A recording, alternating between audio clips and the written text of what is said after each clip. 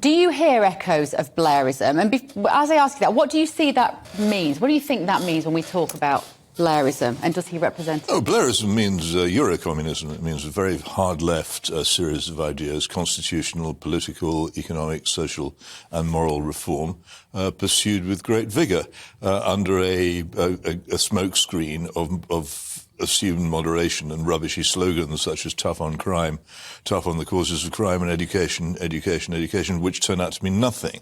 It's a public relations smarmy cover for a very, very active and very radical programme.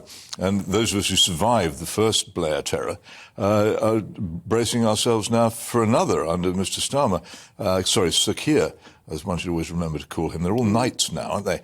The other extraordinary thing in these debates is always the use of the phrase centre. It doesn't mean anything. If I asked you to provide me with a centrometer, which could tell me where exactly the centre of politics was, you couldn't provide me one. There is no objective measure.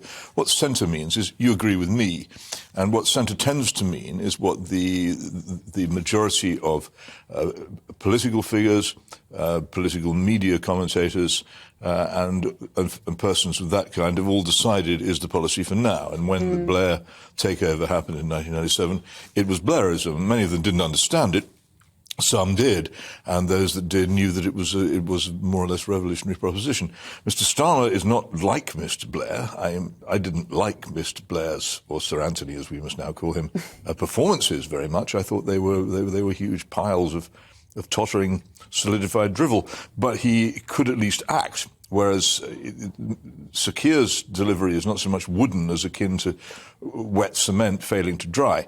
And it's not a compulsive watch in the way that Blair could sometimes be. So he doesn't have that. On the other hand, what he does have is, of course, a very vulnerable Conservative government, which Blair also had at that stage. Because if I remember rightly, correct me if I'm wrong, but basically when Tony Blair won, it was about 178-seat majority in 97, it was coming off the back of the idea that anything would be better than the Conservatives at that point, wasn't it? Well, these things happen from time to time. I think Jim Callaghan was the Prime Minister who said it when Thatcher won in 79. There comes a moment in British politics where it doesn't matter what you do or say.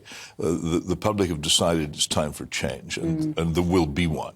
And the Blair people were very aware that if they could only keep quiet about what they really wanted to do and present themselves as slickly as possible, they would benefit from that change. Yeah. And of course they were handed this by a major government, which didn't really look very much as if it wanted to survive anyway. You know, the day Major lost the election, he went off to the cricket. He didn't seem to be in the slightest bit bothered about having been kicked out of the best job he ever had. A bit like Boris Johnson leaving. Yeah, they didn't. There was no fight in them, and so they basically handed it over without a struggle. And for the several years afterwards, they didn't put up a fight against him either.